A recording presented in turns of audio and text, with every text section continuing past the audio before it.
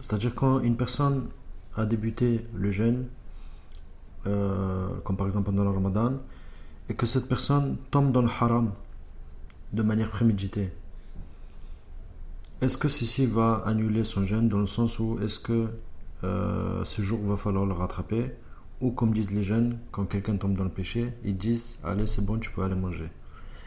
Dans cette question il y a une divergence, c'est-à-dire la question de est-ce que ça annule le jeûne ou pas. La majorité des gens de science ont dit que ceci ne va pas annuler le jeûne. La majorité des gens de science ont dit que ceci ne va pas annuler le jeûne. Et le deuxième avis dit que ceci va annuler le jeûne.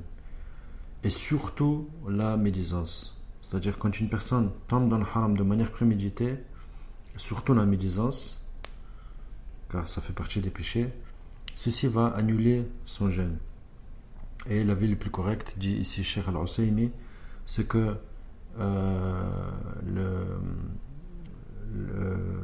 tomber dans le haram, les péchés pendant le jeûne ne vont pas annuler le jeûne, mais plutôt c'est la récompense qui va diminuer. Et aussi les gens de science disent que sa récompense peut carrément être annulée. Et dans ce chapitre-là, il y a le hadith connu rapporté par Al-Bukhari. Le prophète sallallahu alayhi wa sallam a dit: Man lam yada' qawla az-zur wal 'amala bihi falaysa lillahi hajatun fi an yada'a ta'amahu wa sharabahu. Donc d'après la traduction, et quiconque ne délaisse pas la parole du zur.